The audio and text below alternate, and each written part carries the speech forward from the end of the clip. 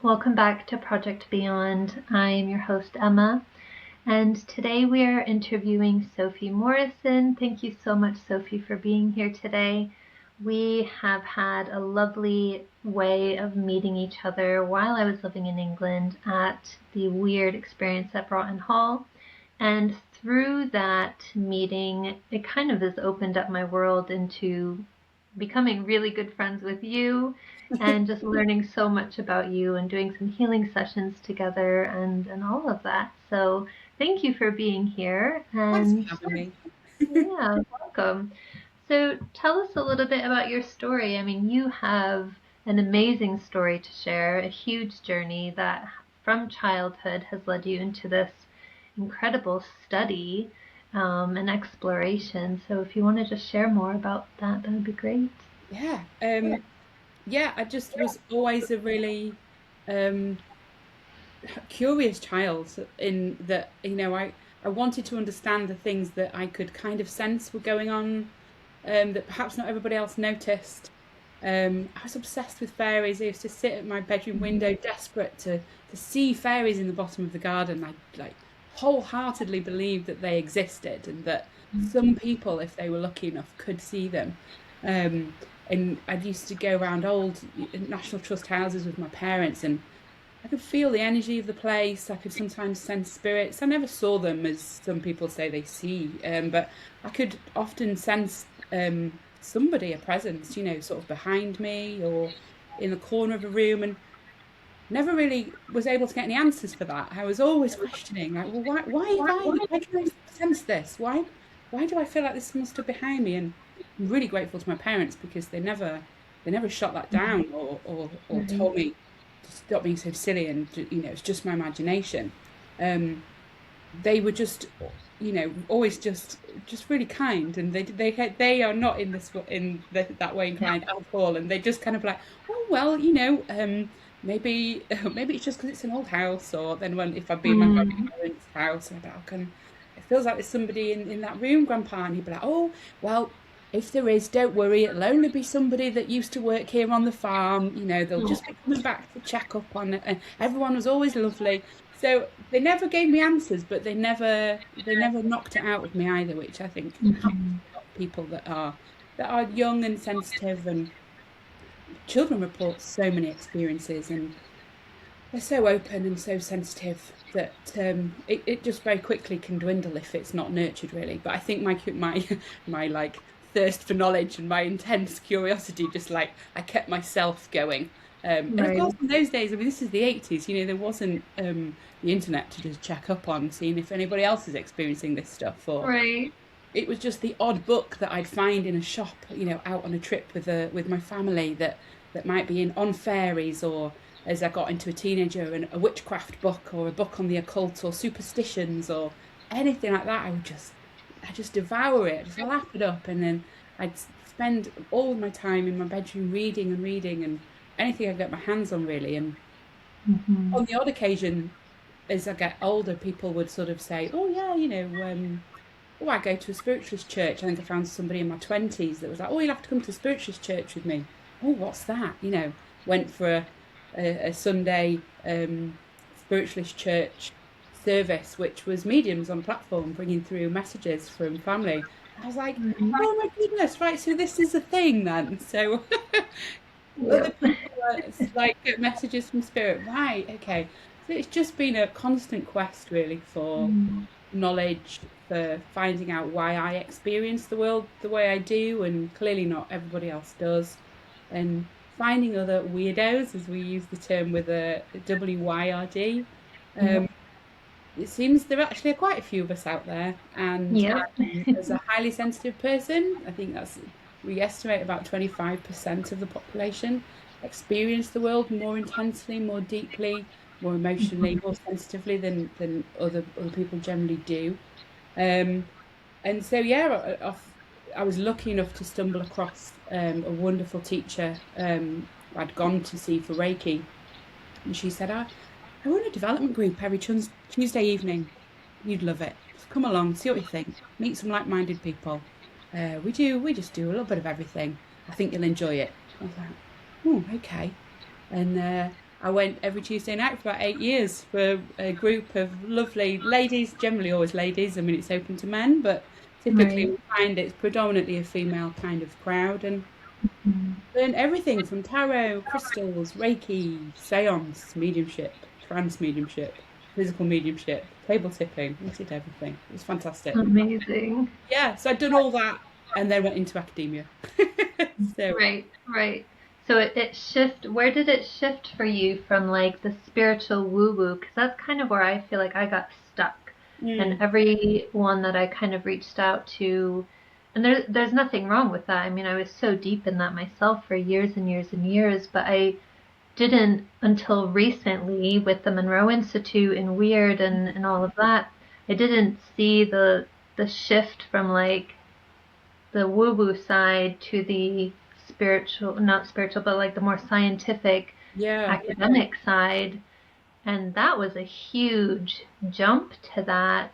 So for you, what made that switch happen? Where did you go from one to the other? And I know they do kind of overlap as They well. do, but it's the realization that that is an option. I think because Right. as Joe Public, and you stumble across these groups, these development groups or clusters of more woo-woo type people. Um, Mm-hmm. I don't know. I think I'd never realized anything like that was actually studied academically. Academia wasn't for me anyway. I mean, I'm late diagnosed ADHD, but I really struggled in school. I didn't. Um, I mean, I passed my grades because I revised the night before and then managed to pass on the exam day. But like, school wasn't for me. I was told that I wasn't really, I could draw lovely pictures, but I wasn't cut out for this kind of stuff. Not very clever. I was made to feel quite,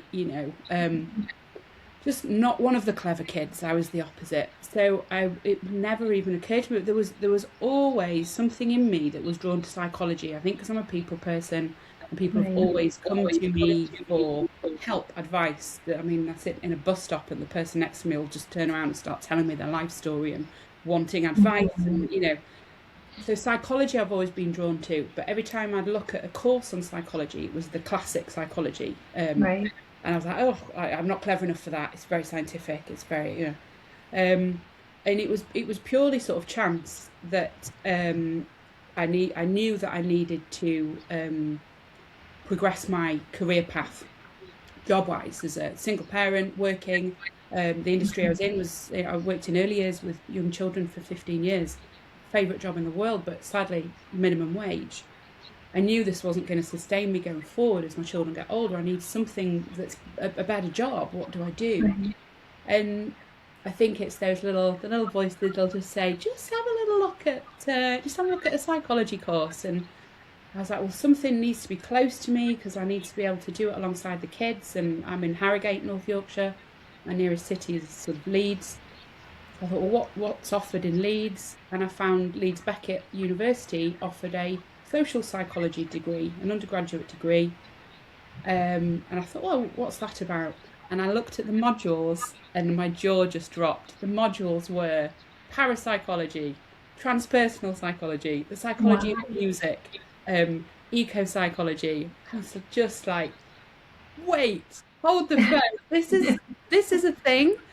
I was like, what's the Right. parapsychology module? It's like, the scientific study of paranormal phenomena. And I was like, no way. I Amazing. didn't know this was a thing. So I just stumbled Right. into it, applied, got in, did it. It's the best thing I ever did in my life. Did 3 years as an undergrad at 35 with a 6-year-old and an 8-year-old on my own. But just met really inspiring tutors. And every module I just absolutely thoroughly enjoyed. Parapsychology and transpersonal psychology being like my top favorite really. And when it came to the end of that degree from my dissertation for that undergrad, my tutor was like, would you be interested in doing an autoethnography? So it's an ethnographic study but on yourself.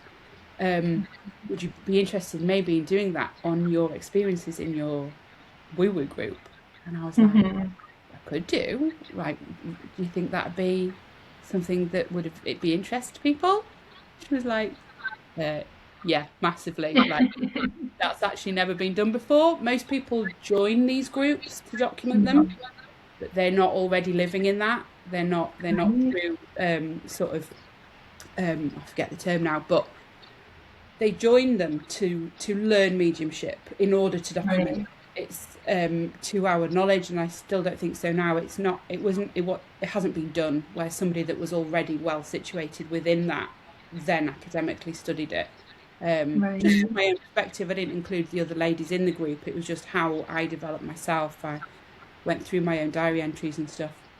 So off the back of that dissertation, I then stumbled into the University of Northampton, which turns out has a brilliant parapsychology sort of unit within their psychology department. We have the EECS group there, which is Exceptional Experiences and Consciousness Studies.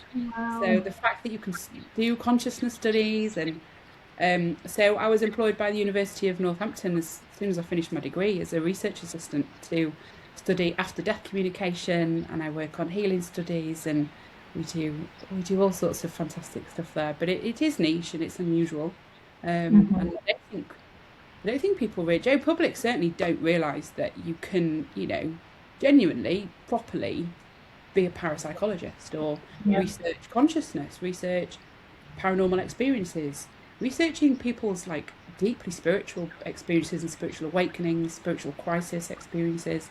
It's a Right. huge area of study, and a really important one.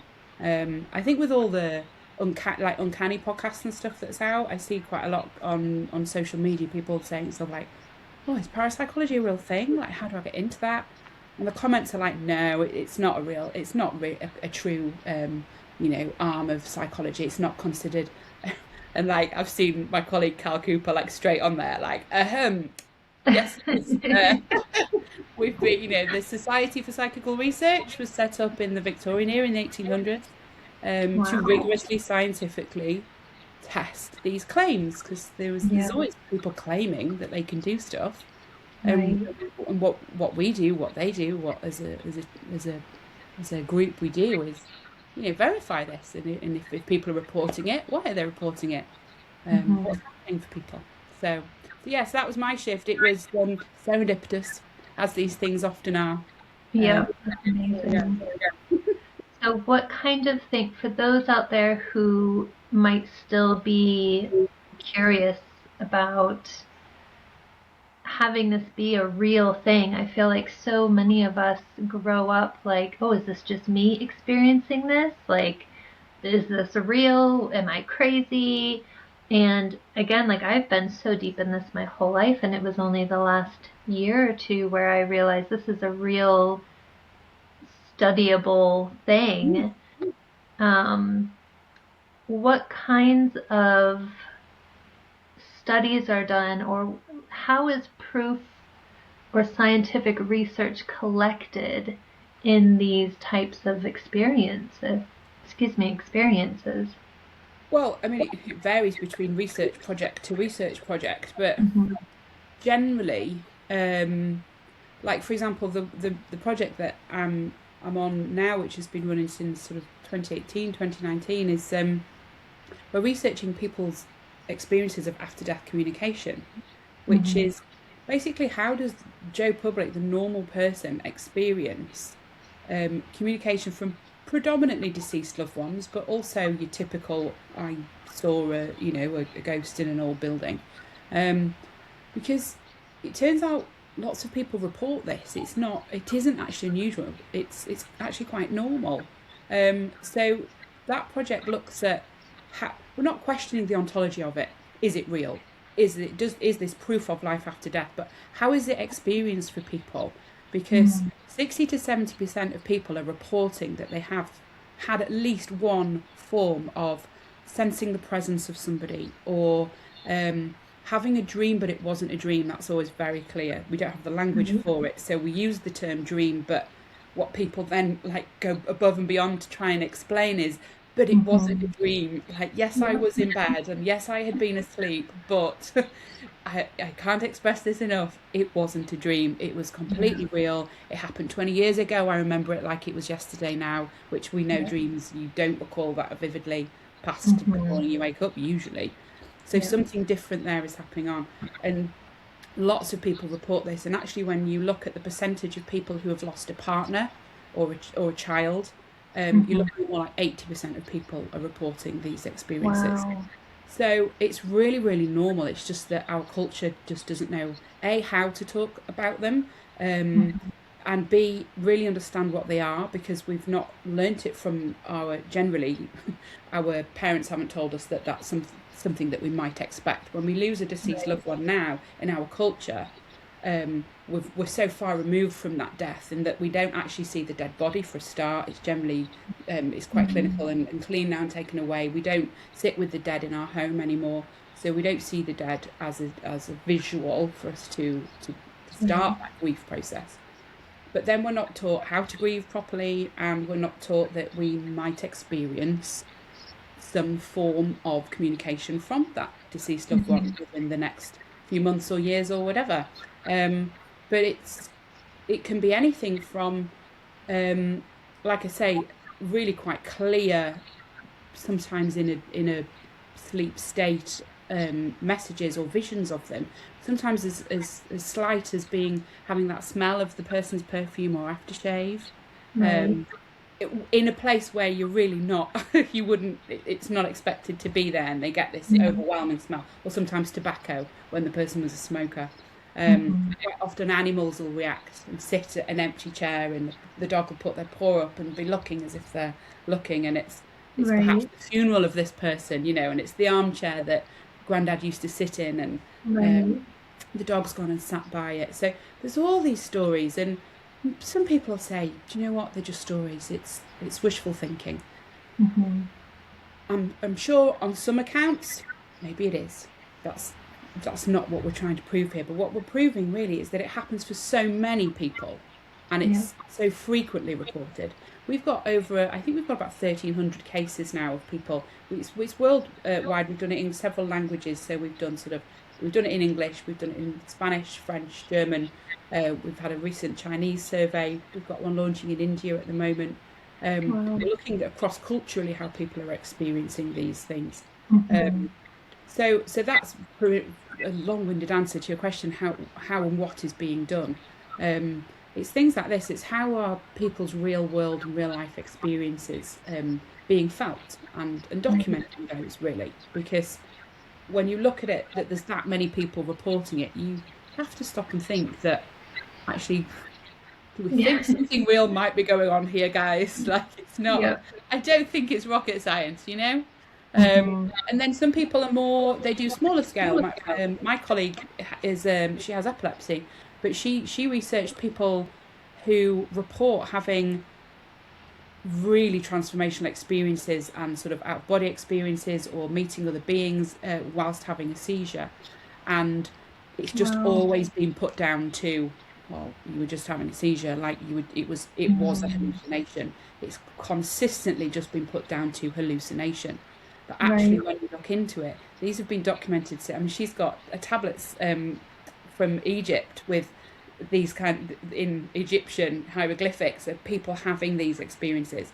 And they have prophetic seizures. So they'll see into the future and then it comes true. Or different people with epilepsy having those seizures then report seeing either the same being or getting the same message. And so it's things like that it's just fascinating, and we're just so highly medicalized, and it's just all thought to be rubbish now. But it's like, actually, just should we have a little look around and just see, is there any truth to this? Is there anything a little bit deeper? What's the meaning for this? How is it affecting people in their real world experience? Yeah, that's interesting that you mentioned that about the seizure stuff, because I have a friend who lives in England. She started having, I think it was non-epileptic seizures that were introduced or induced by some trauma experiences. And at first she was fighting the experience, but she started to kind of lean into the seizure, and noticed when she did that, she was having prophetic visions and experiences from that. And it was mind-blowing. And she's very, she studies like shamanic practices and Native American culture, and amazing, amazing woman. But that was the first time that I had heard of having like a prophetic experience in a Mm. seizure like that. But as you mentioned, these aren't new things happening. It's something that people are having over and over again. Yeah, yeah. But, how would we know about it otherwise if somebody Right. doesn't research these things? Yeah, Enter the parapsychologist or the transpersonal psychologist. It's exactly. just a really, really important area of research that, it Mhm. makes me really sad when I see people comment that oh, it's not a real arm of psychology, or it's all. To be fair, you don't see a lot of it. And of all the people that I speak to and tell them what I do, I think one person has ever just turned around and gone, "Oh, you don't believe in ghosts, do you?" But generally, 99.9% of people go, Yeah.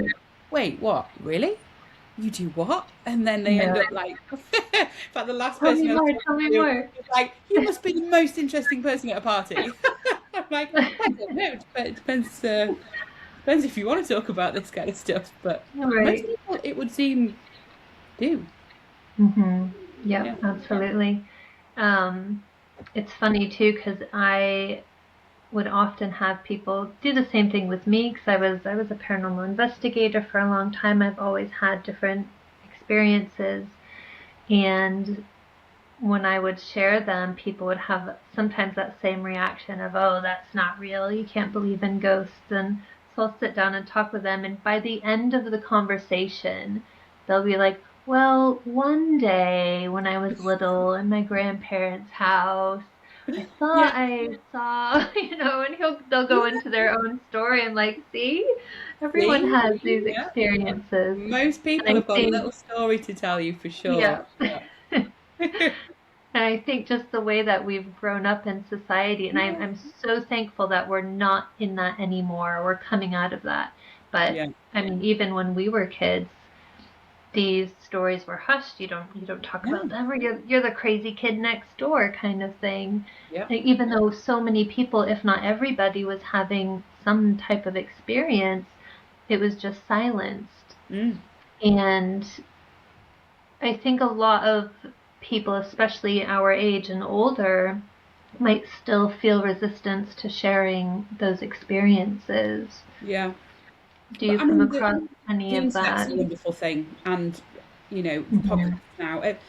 We've just got access to so much information now, and Yeah, so such a broad range of people's experiences. You could have the nichest of interest, and you'll find a podcast about it, or you'll find yeah, something on the internet about it. You'll find somebody else talking about it, or a TV show. I think it there's just it's just so much easier for us to find this now, to find your tribe, find more about what it is you're interested in. If you have these experiences, people are straight away googling it and are getting a bit of an answer behind it. So I right. think we're very rapidly going to enter a new sort of way of thinking, Hmm. that once we're just that little nudge into more the next generation and the older generation of past. I think it'll be much more normal to be having these experiences for sure. Well, I hope so anyway, because it's just been pathologized so much, and there's that fear with the Victorian era, just locking everybody in lunatic asylums. That's still a very real fear. It's only a couple of generations past, so we Yeah, hold those genetic codes, especially as women who were burnt as witches in the 1617s. Then we were locked up in lunatic asylums for having hysteria. Like yeah. there's a very ingrained fear for us about talking about these things, um, because the pathologizing of this type of stuff has just gone on for centuries now. Hmm. So I really hope that we're moving into a much more enlightened kind of era where it's okay to talk about the fact that you might have felt a deceased loved one stand behind you, or you might have, for some people that are clairaudient, heard the voice of a Yeah, guide or a deceased loved one, or. So yeah, I think as we get another year on, another year on, another year on, I think we'll really see a shift in how it's received, how these stories Mhm. are landing for people, you know. Absolutely. It's very exciting. Mm, hopefully. And yeah. No, I mean I see it already. There's Mm. so many changes happening, more shows coming out, more podcasts Yeah. coming out, more people feeling safe enough to share their experiences. Mm. Yeah, definitely.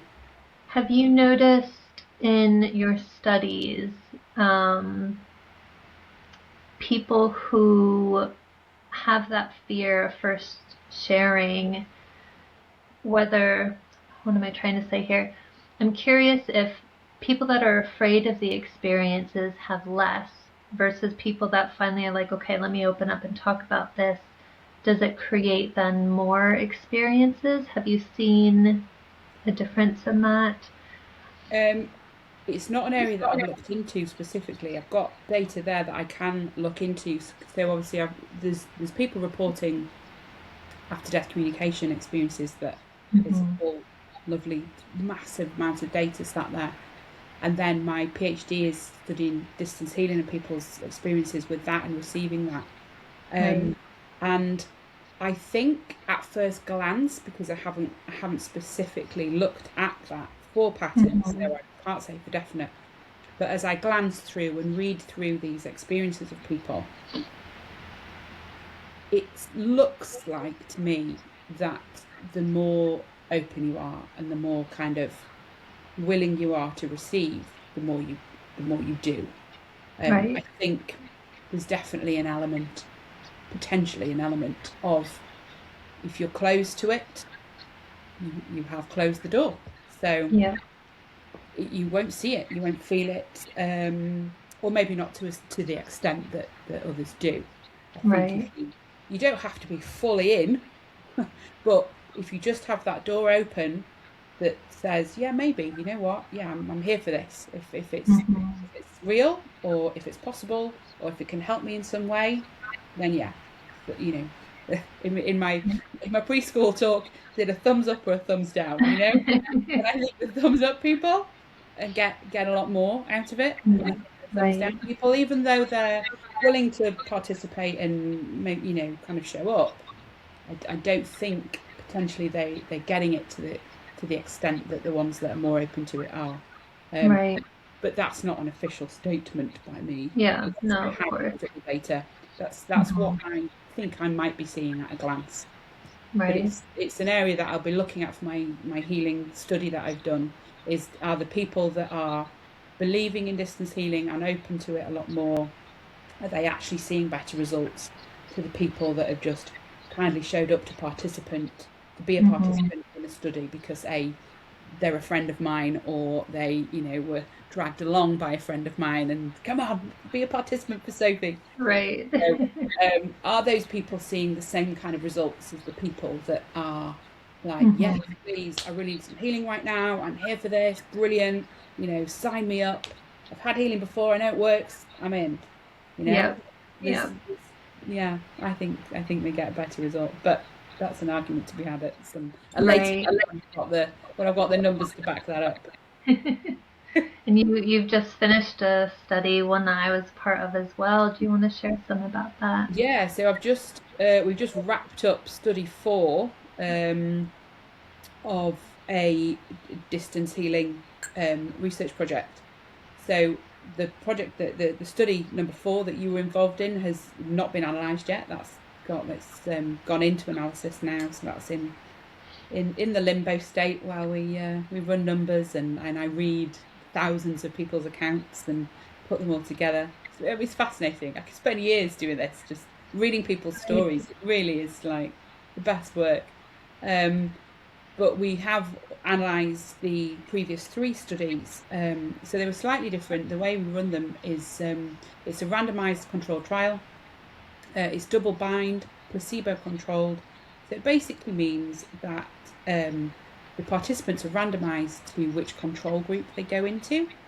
Mm-hmm. Um, and the control groups that we have mean that you have some weeks where you're receiving healing and some weeks that you aren't. So there's placebo weeks in there, and there's active healing weeks, and we alternate that between the different groups.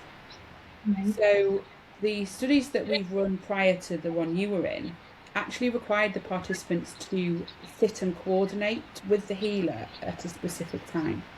Bear in mind the healers and the healees, as we call them, or participants, never have any contact. They don't. It's I organise the participants, and another research assistant organises the healers. The healers give us their availability. I can heal on a Tuesday at 2 o'clock for an hour, and I can heal on a Thursday at 4 o'clock for an hour. And then we upload to an online diary system.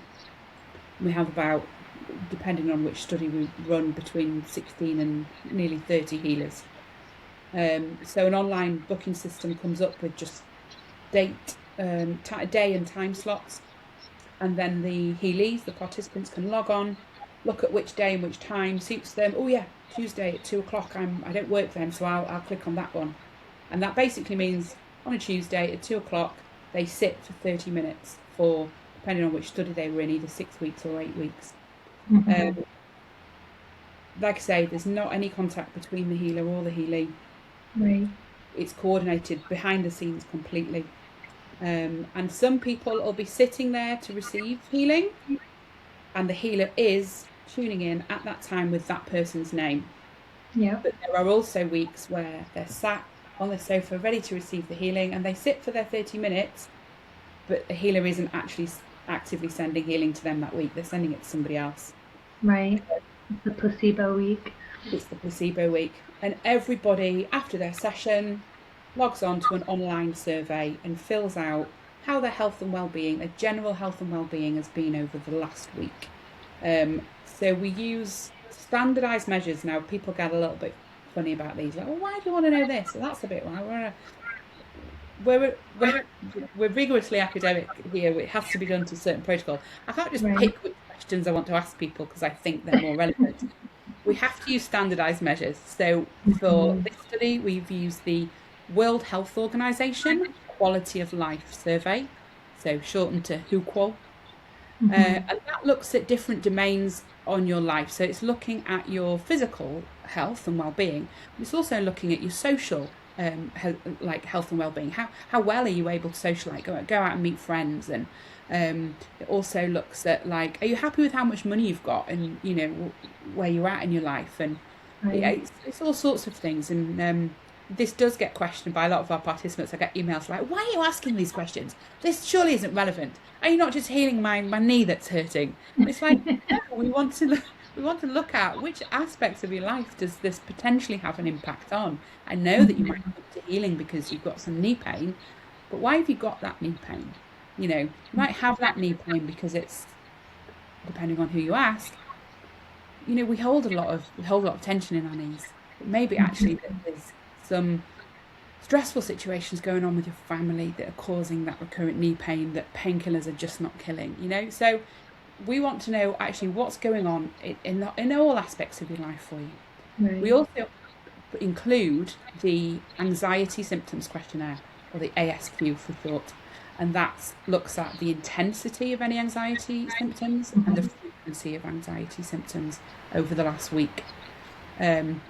And anxiety symptoms actually are quite similar to perimenopausal symptoms or other symptoms, in that like how well have you slept, you know, how much do you worry, how it's on a like 0 to 10, you know, how often have you you know, felt that you were in a panic, or you know, there's about 10 questions.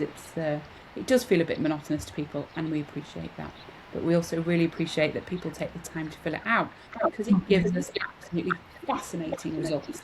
Right. So what we have seen from the ones that we've conducted so far, when the participants are sitting to receive the healing, that they overall massively improve over the duration of the study. There is a significant improvement in all aspects of their general health and well-being, and a reduction in any anxiety symptoms. Now, you would expect that because they're sitting down for 30 minutes a week. It's almost like a mindfulness practice, or some people do report that they do a bit of meditation while they're there, you know, and we suggest that you perhaps light a candle, or definitely turn your phone off, but if you'd like to play some nice music, please do so. So there's an expectancy effect there that we know we're going to see. Right. This is why we do the placebo weeks. So yes, everybody gets better over the 6 or the 8 weeks of the study. Sure, they're going to, because they've taken 30 minutes out of their week every day, Yeah. every week Right. for 6 weeks. However, when you actually compare the placebo weeks and the active healing weeks, mostly across the board, it's not as clear cut as we would love. Don't get me wrong. There are some weeks where it's like, oh, they should have been getting better there, but they didn't.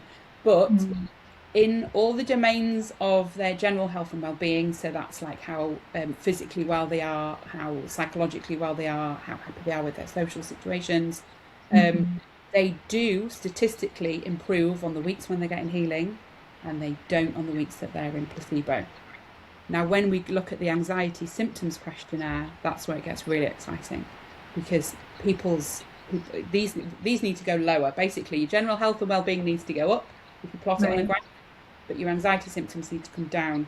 And we see most people start up here and they just plummet on the weeks when they're actively inhibiting. They go down a little bit when it's placebo weeks, don't get me wrong, they're feeling a little better, but not compared to the active healing weeks. We see a significant drop in all their intensity and frequency of anxiety symptoms.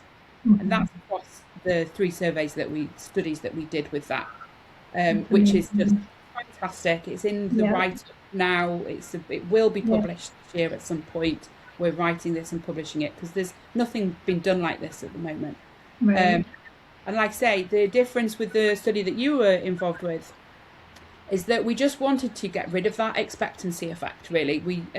Everybody sort of kind of reported how much they loved taking the 30 minutes out, and really enjoyed it. It was really restorative. So we just kind of thought we'd be a little bit mean this time and not let people have that, because actually there's quite a few wonderful opportunities to just add your name to websites to receive free healing for 4 weeks. So the Healing Trust, that's who we use our healers from there. The Healing Trust, you can log on to the Healing Trust website, go onto the healing page, you just type your name in. You can also put the name of family members of pets that you want healing for, and your name gets passed to a healer, and that healer will send it to you for 4 weeks. The Monroe Institute also do dolphin energy healing. Again, you can put your name on there, and a healer will actually use your name and send healing to you. So this is an option for people, and I really want to see if that's working, because you don't know when that healer is sending it to you. That's more of a real life sort of study in that respect, because I see it as an option for people to do, and I wanted to know if that does work. So yeah, I can't give you the results of that yet because we don't know. But as you know, because you were part of it, you were just being sent healing whilst you were going about your daily life, and I was asking you guys to just complete your survey on a Sunday to just cover the previous 2 weeks. So it's not quite as specific, but you were all receiving healing on different days at different times. So it's a bit of a catch-all to do you on a weekend to fill out your surveys. So yeah, we'll run that into analysis. I mean, I can't help but think the sitting to receive is more effective, in that you're open to it, like we just discussed. I think you're engaging with it more. There's definitely that kind of, however you want to look at it, message to the universe, confirmation to yourself, to whatever, that I am receiving healing. And I think I might expect to see better results with that, despite the benefits of sitting. Like I said, it's quite clear that there's placebo weeks in there, the way you're just not getting the benefit that you are in active healing. So potentially we might not see quite the same results, but hopefully we do see that overall there's an improvement, an improvement in quality of life and a decrease in anxiety symptoms. And hopefully that is visible in placebo weeks and healing weeks. Because we actually had to introduce gap weeks as well, because the first study that we did, the people that started healing first just continued getting better. Like, even when their healing sessions had stopped, they just kept going up, and we were like, right, these guys aren't actually having healing anymore.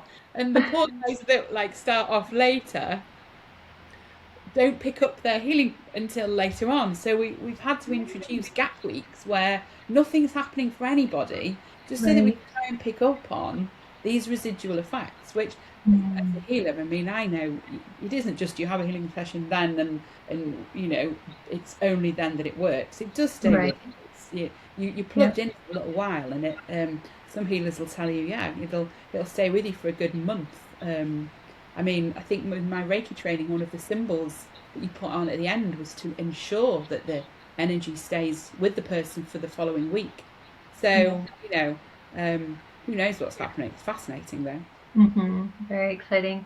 I won't go into the details because they're quite personal, but when I was doing the survey thing with you, I've had massive changes, but things that I mean, mind-blowing experiences in that time Brilliant. on many different levels in my life, which were just fascinating. Everything's kind of like I can feel it's calmed down now, but in that time, like I was trying not to question it because it was so much. I'm just like, what is happening here? Like this, but it's amazing, so don't stop.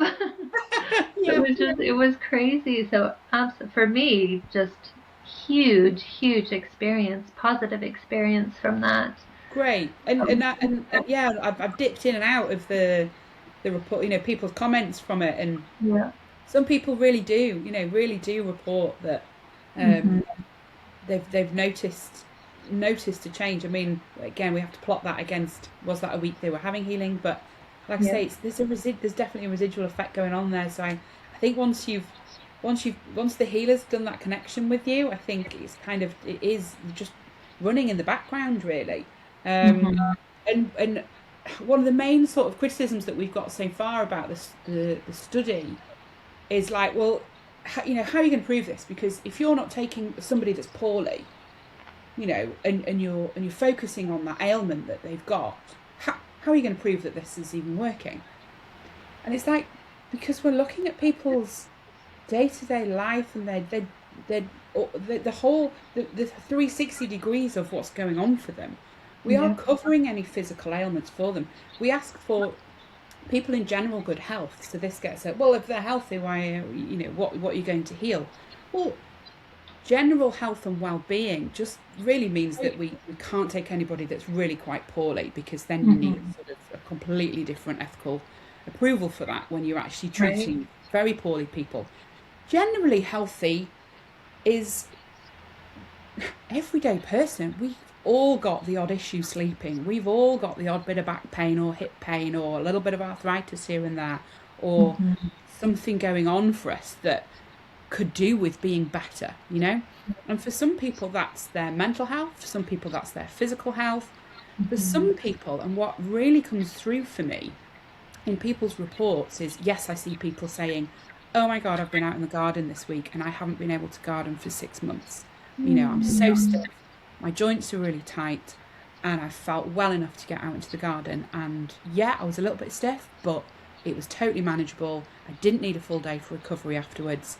I'm putting that down to the healing because you know, this is a real result for me. So Yeah. yes, there's people seeing a shift in their physical health.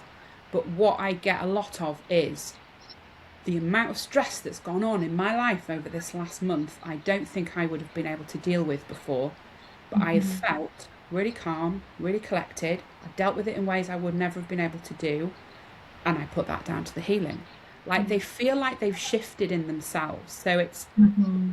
it's something a little bit that you can't Yeah. measure that in your Right. numbers, in your results, in your graphs. But people are telling me that I've had the builders in all week fitting a new kitchen, and I would have totally lost my shit normally because it was a mess and everything. But no, I felt totally able to deal with it, you know? Or, you know, someone talks about how they deal with their partner's aches and pains and grumbles and how it really, really pulls them down day to day. Mm-hmm. But they've just felt so much more, not resistant to it, but able to remain buoyed and keep them a little more positive and just Yeah. put a positive spin on things. Someone said how they've gone out to meet up with friends that they hadn't done in several months, Mm. and they put that down to the healing. Yeah. So it's these little things which are pure gold, honestly. And So for me, I don't really care if people want to shoot down the study and say, "Oh, I don't think the numbers look quite clear enough. They're not black and white enough for me." Because you're always going to get people that you just can't convince, and I'm not really interested in trying to convince those people, to be honest. Right. I'm Yeah. just want people to know that Mm-hmm.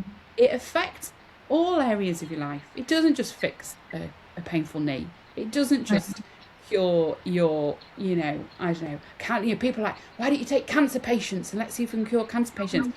Right, yeah, great. That would be wonderful. But we're talking several £100,000 just to even potentially run a study like that. Right. And because of the medical backing that you need for that.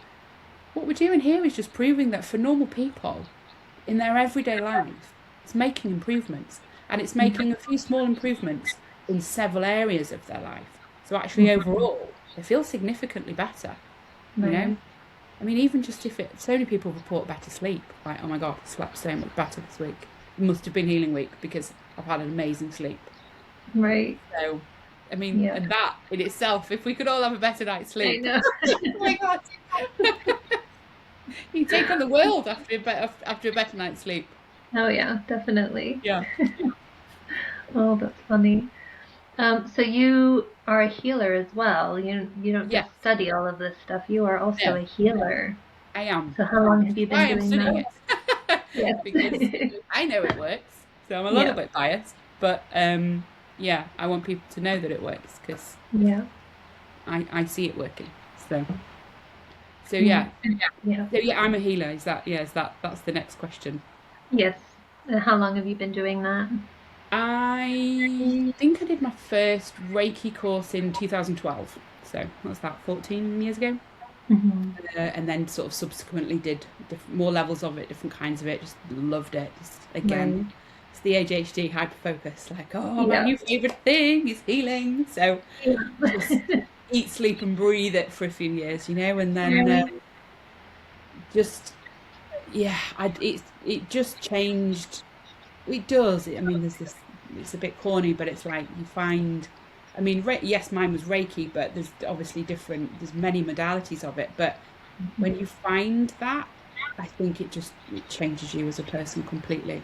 To sort of to notice the shifts in yourself, yes, but to see the shifts in people that you're working on, I don't like the thing that I'm healing them. That's not what's happening. I'm just a channel for energy. That's all it is. But it's just being that facilitator, having the ability to open up as a channel, so that person can access enough of the good stuff, the magic pixie dust, for them to heal themselves, for it to get into them and start sorting out what needs to be sorted out.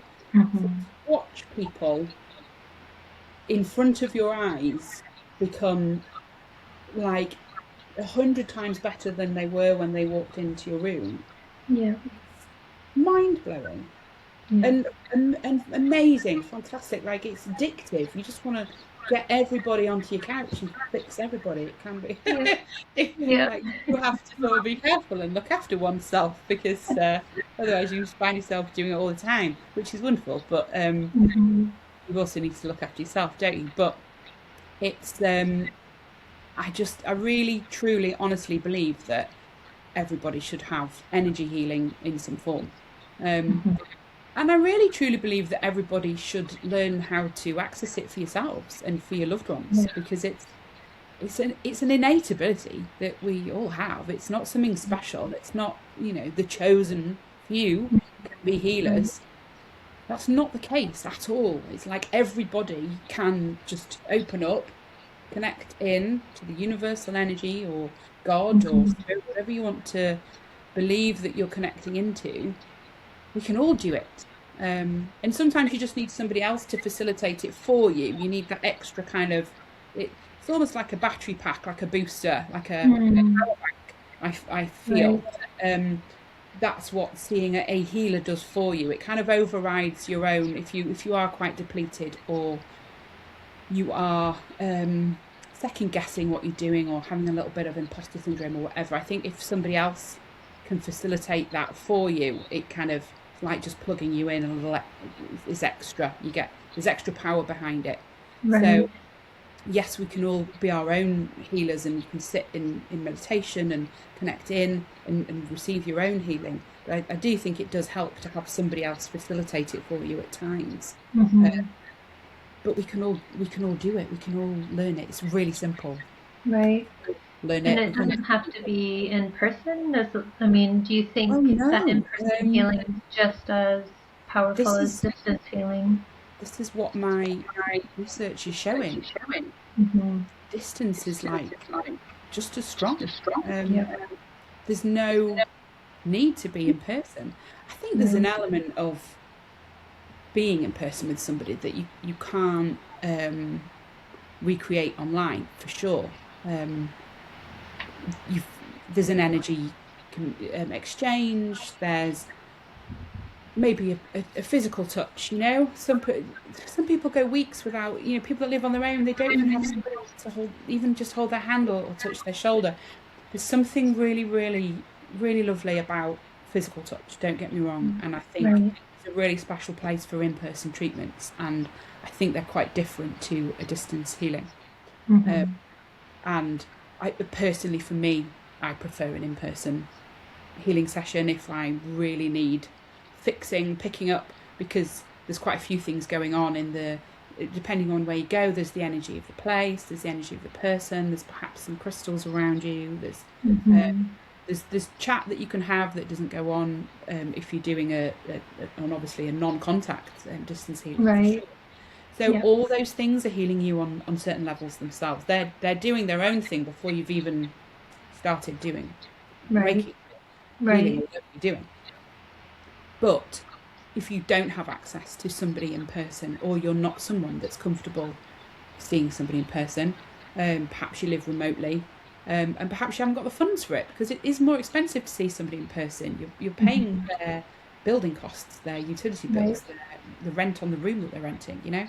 It's cheaper to do it online or at a distance. So it would seem that you get really, really good results still at a distance. So why not, you know?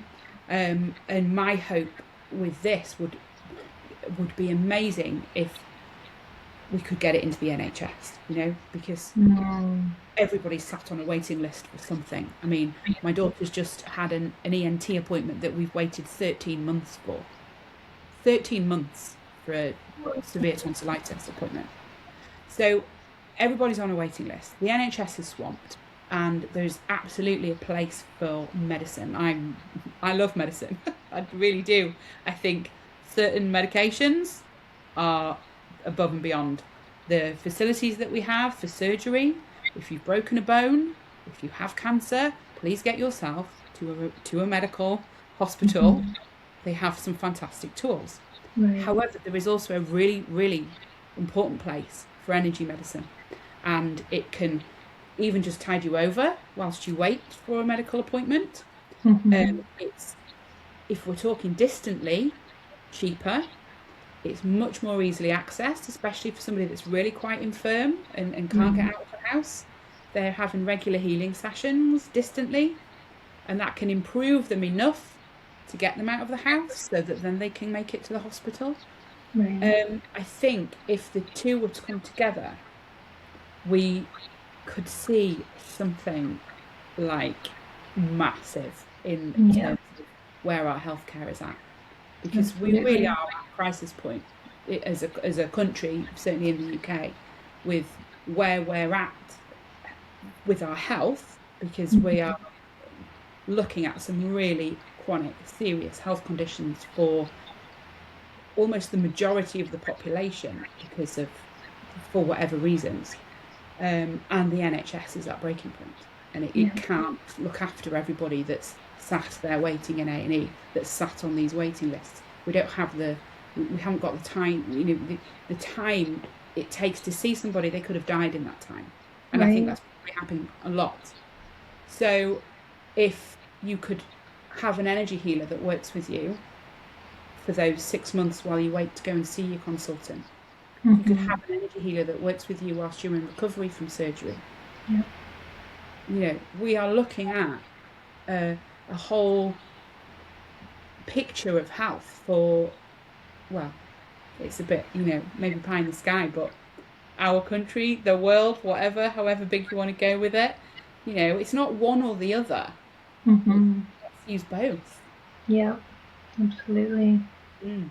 I mean, I don't know through experience at all, but it feels like in like Asian cultures, for example, they do integrate them more. Mm. I know with Chinese medicine, there's a lot that's just based around energetic healing and spiritual Totally. healing and the Mm. meridians, which I Yeah. mean, and that's where the science and the spirituality, like they Yeah. overlap so much, and Yeah. there are um, there are traditions and societies where they are doing that. I think Yes. we in the UK and in America are a bit behind. I know we're supposed to be the first world countries, but it's like, I know. guys, let's have a look at where our healthcare's at. A Right. 10-minute GP appointment in the UK, they'll Mm-hmm. just prescribe you a medication to numb the pain of whatever it is you've got. It hasn't got the Yeah. time to ask you what's going on for you. What might Yeah. have caused this?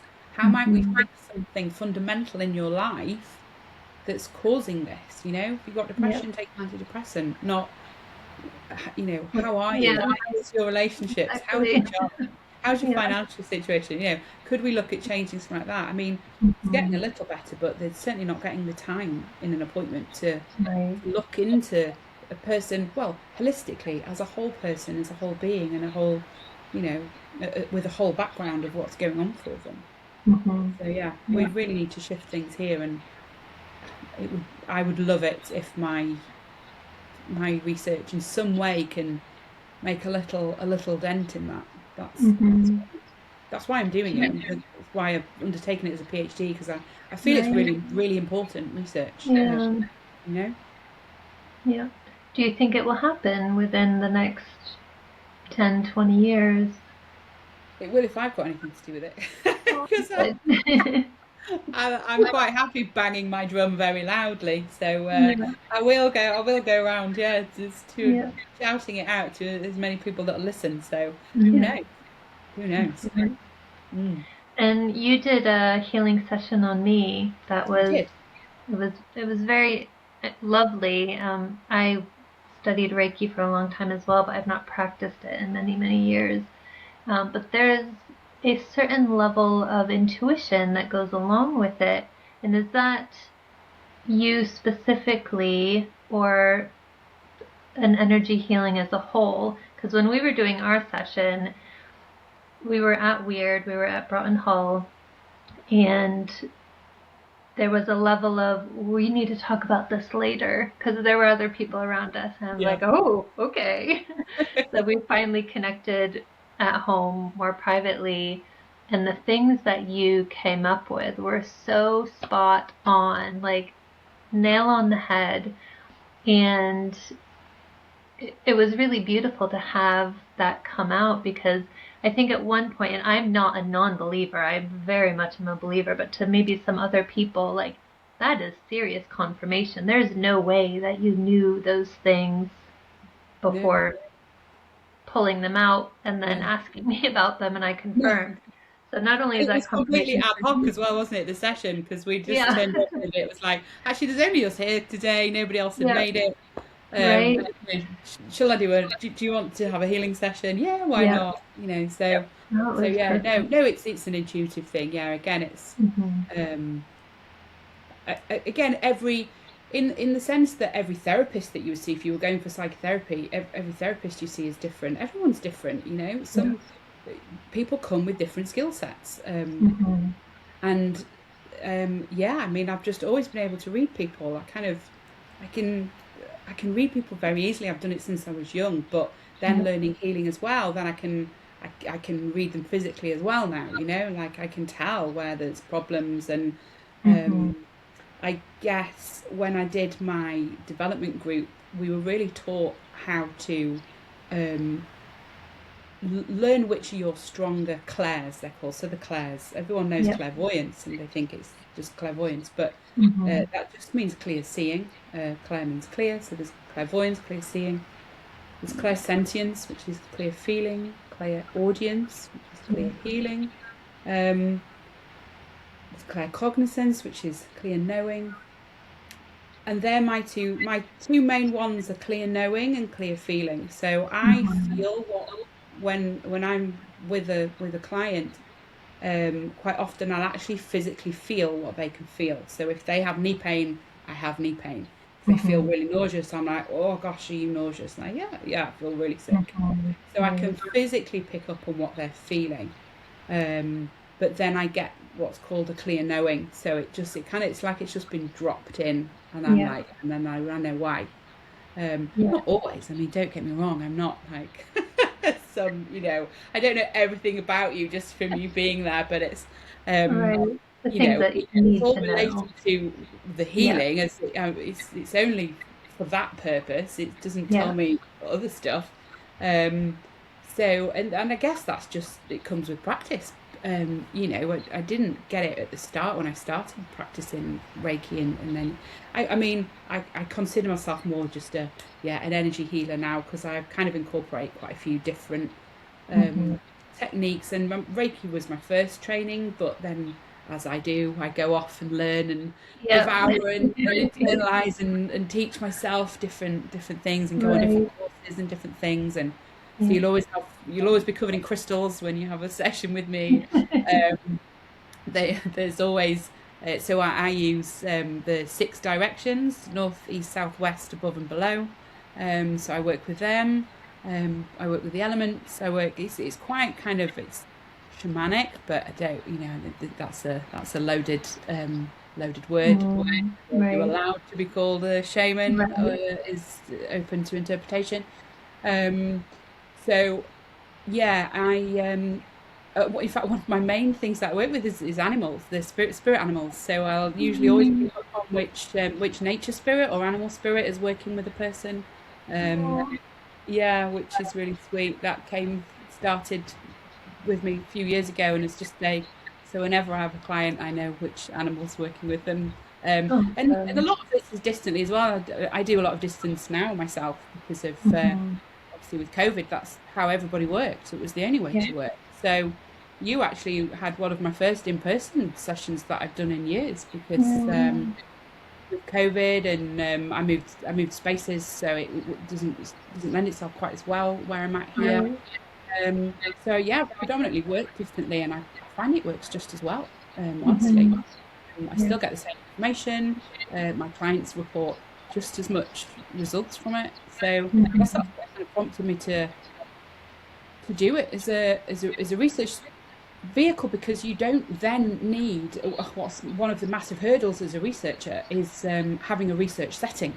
So when a lot of studies have been done on Reiki or energy healing before, it's like it's assumed that you need to have a space, and then are you doing it in a lab? Are we doing it in a natural setting? So there's this whole ethical and research questions over the research setting itself.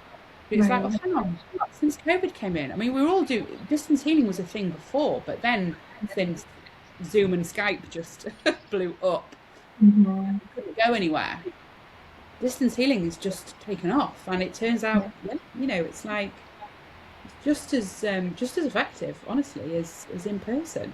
So I predominantly work distantly now, and again, it's quite ad hoc, because I'm kind of up to my eyeballs in academia and PhD and other so I'll only see clients when they present themselves to me, because it's always, if someone needs something, then it's because they need it, and I'll make time for it. So people are always welcome to ask me for a session, and I'll always fit it in. So yeah. So you were lucky you got an in-person one. I am, yes. I'm very, very grateful for it. And you felt better after yours, didn't you? There was quite a bit I felt amazing. Quite a bit of work for you to do, but sorry, say that again. There was quite a bit of work for you to do. I was giving you homework, wasn't I? And yes, you did. Yeah. It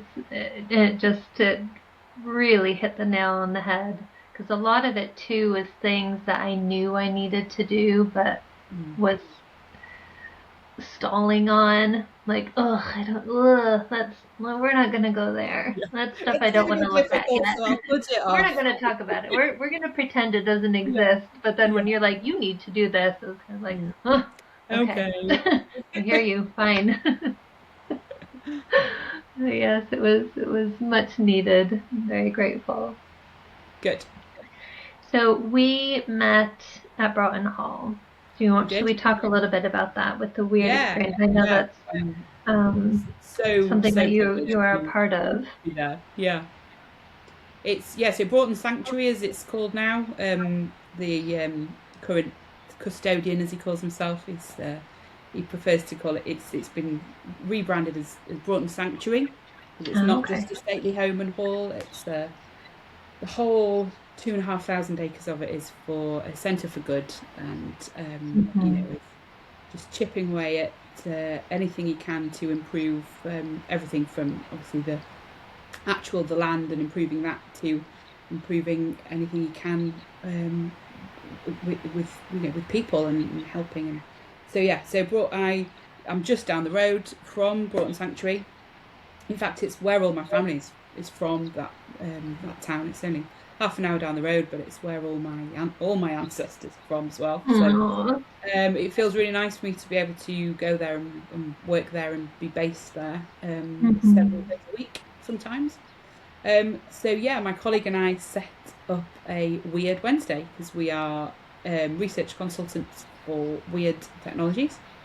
And it was a space that we're privileged to be in. And other than when there's sort of big retreats on at Broughton Sanctuary, nobody else was really getting to see the space or use the space. And there's some Mm. really interesting gear there. We've got all the old Pear Lab kit, which is another whole rabbit hole that I'll refrain from divulging into. But the Princeton Engineering Lab stuff is all there. And then all the new weird technology stuff, which is REG technology, which are mapping field effects of consciousness, which is like insanely exciting. We have some Mhm. really cool kit. As I think you mentioned on one of your things, it is a lot of the stuff we've got there is what Stranger Things is based on. Yeah. Can you affect things with the power of your mind? And it's a space where you can practice that. And Mhm. it wasn't getting used enough. And my colleague and I, Kirsty, were there quite a lot. And we just thought, well, let's just open this up like on a Wednesday. Hey, let's call it Weird Wednesday. And we'll just see if there's anybody local about Yeah. that just might want to just come and have some fun for a few hours. And we call it, Sci Curious. Mhm. Turns out there's quite a few of you. And actually, Yeah. quite living locally, and then a few have joined online, and it's become a really, really, really fab little community of us. And it's open Mhm. to anybody local that wants to come. But we, as you know, we do have a bit of an online facility Yeah. um, where you can just have a play around and practice your psychic skills, or whatever Mhm. you're kind of into. Really, we can help facilitate and support you in practicing what you want to do. So we did mind sight with you there, didn't we? We do a lot with Zena cards. Yeah. So telepathy, but also mind sight. We do we've done spoon bending, which was fantastic, wasn't it? So Yes. we've done it as well since. So we Yeah. do a bit of spoon bending. We've done remote viewing. We've done some really fun remote viewing exercises the last few weeks. Mhm. Couple of the people have requested learning more about tarot cards, which is kind of my bag. Aw. So I'm going to take, I think I've got over 30 Wow. decks of tarot and oracle cards. So Wow. I'll load my boot up and take them, and we'll have an Yep. oracle card, tarot card day. So yeah, people can just request what you're into. Mhm. Try and facilitate having a go with that. The Eggly Wheel, you liked the Eggly Wheel, didn't you? Having a Yeah. go with that. You were very good Yep. at it.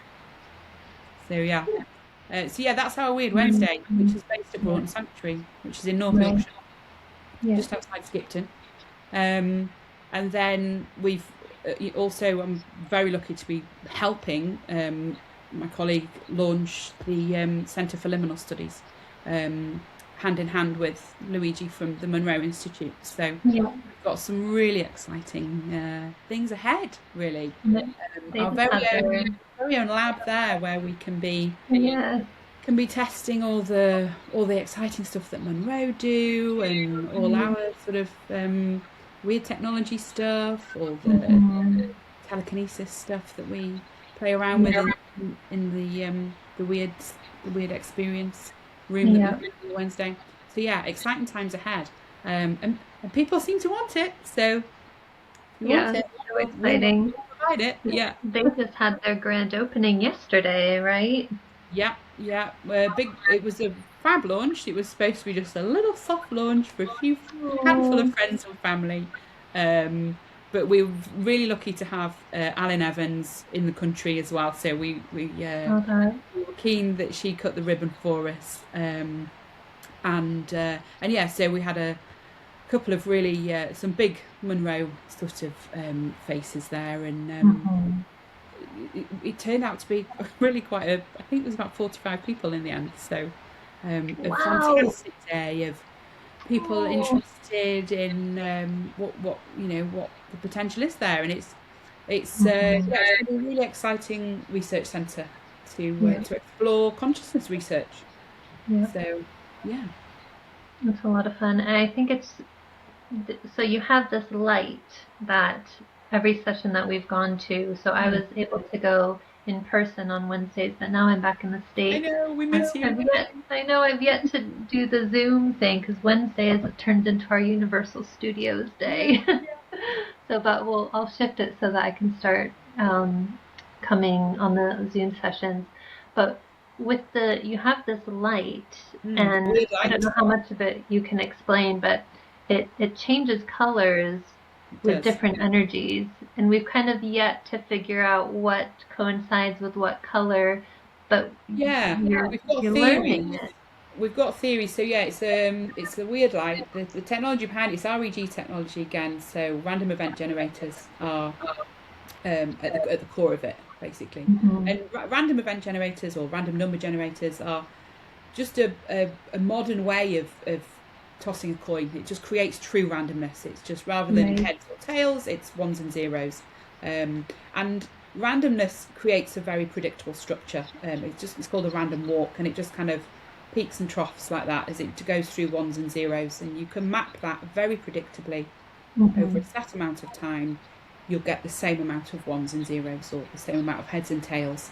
Um, but what the weird technology devices have started to show, I mean, don't get me wrong, they're not the only ones. People have been using RNG technology for the last few decades Right. run experiments with.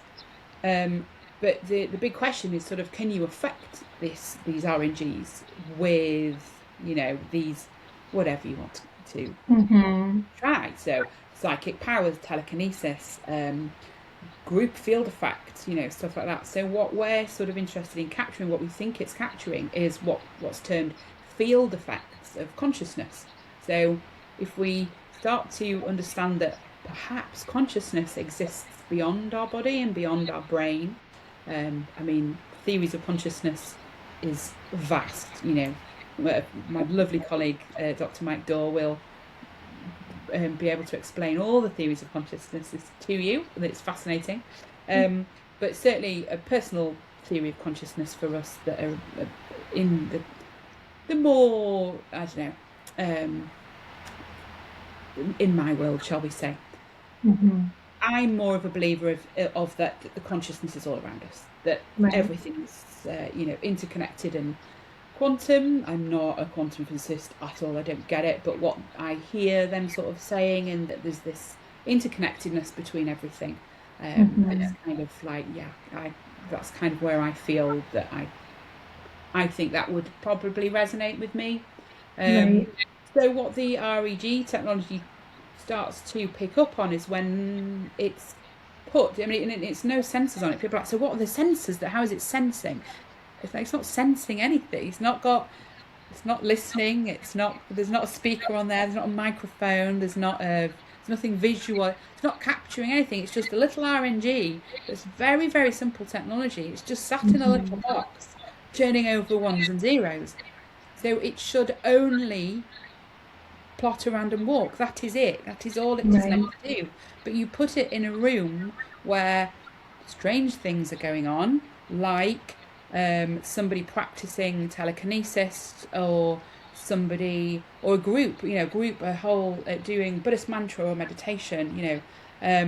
You then start to look at what the RNG was doing when these things were going on, and it is no longer doing a predictable random walk. It starts to create what we call anomalous structures.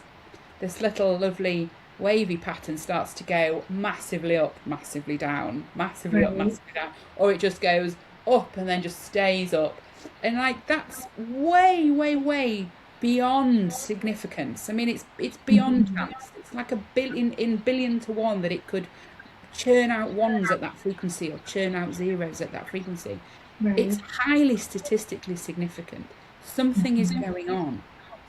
What is going on is still an open question to be researched, debated, poo-pooed. Plenty of people poo-poo it, don't get me wrong. But when you work with it and you're watching this data, something is going on. And something goes on when you're doing a healing, or when you're doing, several things really. It seems to be... It's just fascinating. We keep the researchers that are taking we've got a weirder scope that's just a little wooden box. So it's just it doesn't interact with you. It's just a very pretty wooden box. Or we've got the weird light, and now that's interactive because it's constantly color changing, but it's also then the brightness and the dimness changes.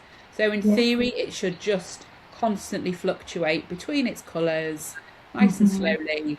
Sometimes you get a brightness to it or a dullness to it, but as you'll have realized, it doesn't always do that. And when we're working with it or even including it, it starts to just go perhaps blue and just stay blue, and it's blue and it's blue and it's blue, and it might just be blue. I think we had it blue for like 30 minutes on Weird Wednesday, and it just got more intensely blue, like blue, blue, blue, blue.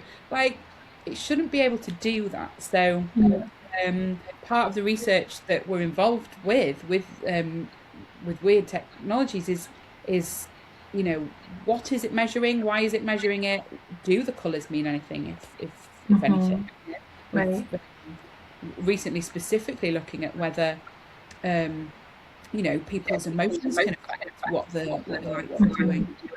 So again, we're literally almost just at the start of what's potentially huge in terms of evidence and scientific research, really. Again, you'll get people that think it's rubbish, but leave them to it. It's fine, because if you've been in a room with it and you've seen it do weird things, something's going on with it. So, I think the other really cool thing about that is that even the people who do tune in on the Zoom live, because you meet in person on Wednesdays, but you also have a Zoom link so that people anywhere in the world can tune in, and people do all over the world tune in for that. Those people can also interact with the light. Which is very, so that's even more mind-blowing, because hang on, they're in America, Germany, wherever, and they're interacting with the light. So it's not even that you need to be in the room with it. Again, is it tying in with my distance healing, in that do you actually need to be anywhere in person? That's super exciting. Really I know exciting. A bunch of times Ryan Desbian, who I've had on the podcast earlier, one of the side games champions, he was just trying to get it to change to specific colors, and he wasn't saying it out loud, but he was writing it down, I think, and it was changing to all the colors that he was trying to do. So it definitely, you don't have to be there in person. And if anybody listening to this wants to tune in and check out a Weird Wednesday, they can tune in on the Zoom. I mean, it's not quite as much fun on the Zoom. I always like to, I don't want to oversell the Zoom, because you're not in the room, you're not able to do interacting with the stuff. We've got the toys, you can't play with the toys, but we will obviously always try and do a group activity that those on Zoom can do, and we'll happily sit and do Xena cards and mind science with our Zoom attendees as much as they want to. So yeah, the Zoom attendance isn't quite as fun. I know that, but we just it was, and in fact, it was never the intention to offer it, but it's kind of just naturally evolved in that. Right. Like, can I join online? And we're like, oh, I don't know if you'll get much out of it. And then they join online and they're like, I love it. I'm here for it every week. And it's like, oh, that's great. I'm really glad because we thought you'd only enjoy it if you were there in person, but seemingly you don't need to be there in person if you want to trying to change the light or for the telepathy and the mindset stuff. It's perfect because you're really at a distance. So so yeah, it is an option to join online. Yeah, absolutely. Very fascinating. So going back to the energy healing, have you ever done like group sessions, or is it always just a one-to-one? I used to do group sessions at the development group because we just used to have, like, the first Tuesday of the month would be healing week, and then we'd do healing in groups basically. So one person on the couch, and then however many else are around them, and that's quite different. It's like supercharged, really intense. 10 minutes is enough on the couch of that, and you are almost knocked out. It's really strong. So it's definitely an option. And then when I've spoken to distance healers when we've been recruiting, it would seem that it's a thing for healers to join as a group and send as a group distantly. And I personally know somebody who does that, and his group, they're spread all over the world, but they all tune in at the same time and they focus on one person. And then I've heard of healers that are local and they collect together in a room and send the healing to one person at a time.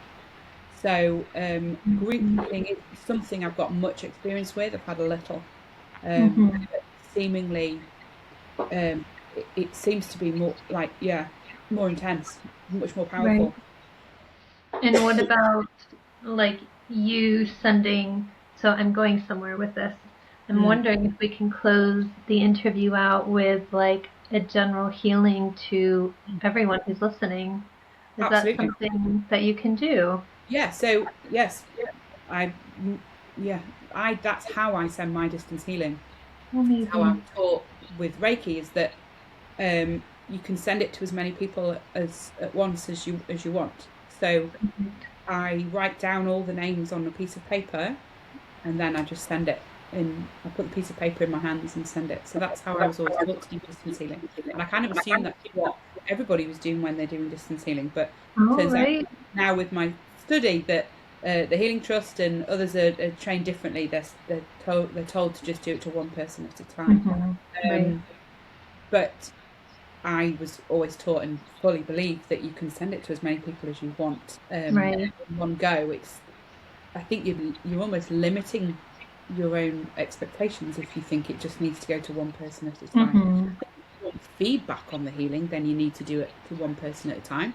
You can't tune in to 20 people or 50 people or 1,000 people to pick up on some feedback for them as to what their spirit animal is and what I think their issues might have been.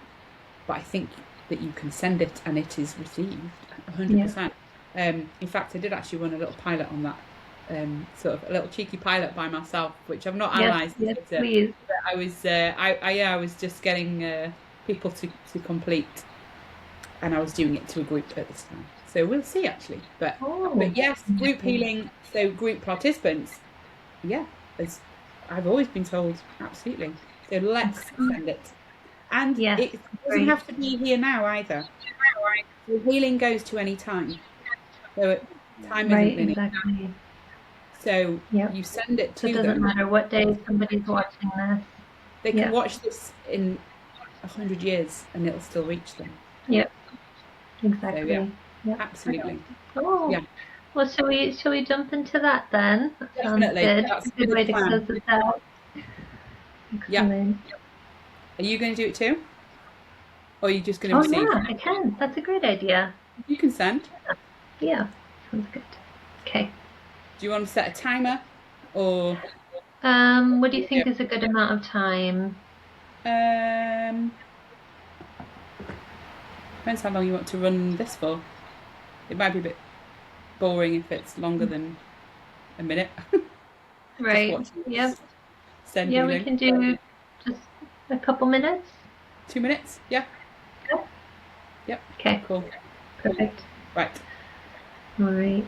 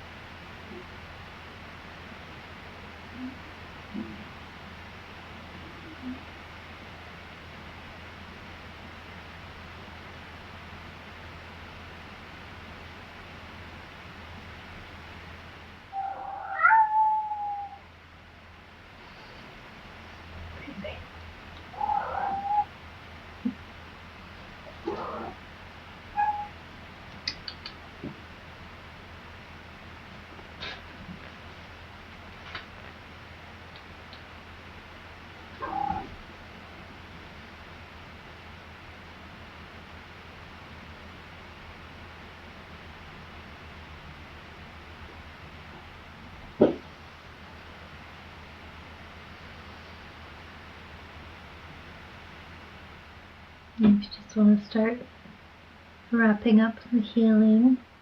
Our cat Freya came in needing some. You'll always get an animal on you the second you start doing healing, they're like, right, I'm me. Yep. I'm on. Count me in. Yeah. That's Yeah, so they love funny. it. Oh, thank you for that. That Well, was great. That was really strong as well. So, yeah, and I I got felt like the wind blowing, like as if it's blowing it out. Do you know what I mean? nice, Got like a real wind. Yeah. beautiful. I was Yeah, it was good. feeling like That was really strong. gold, like shielding almost, but I Mhm. guess like a protection that was being sent out. It was Mm. beautiful. Yeah. Excellent. Well, thank you. Thank So, you. time to plug. Anything that you want to share, ways that people can contact you if they want healing or if they want to take part in your Yeah. next Well, survey. there's my website should be up and running very like literally this week. Hopefully, it's just being tinkered with at the moment because it's moving over to predominantly my academic stuff. But there's always the option on there to contact me directly if you want to work with me for some healing. Absolutely. But you can follow me on Instagram. It's my name, Sophie_Morrison 444. Or you can email me at my name, lowercase, Sophie Morrison 444 at iCloud.com. And my website, like I say, it will be tinkered with and relaunched, sophiemorrison.com. So, yeah, reach out, get in touch. Let's do research, let's do healing. I just love people, connect with people. Yep. Yeah. Oh, thank you. Well, thank you so much for joining us today and for sharing your story and some healing. I appreciate it. Yeah. And we'll definitely keep in touch, and I'll hopefully see you at a Weird Wednesday one of these days on Zoom. Yeah. Early morning for you, it'll be, won't it? But it will be. Yeah. Grab a coffee and join us for a dawn call for you. Yep. All right. Well, thank you so much, Sophie, and we'll see you later. Bye. Bye. Bye.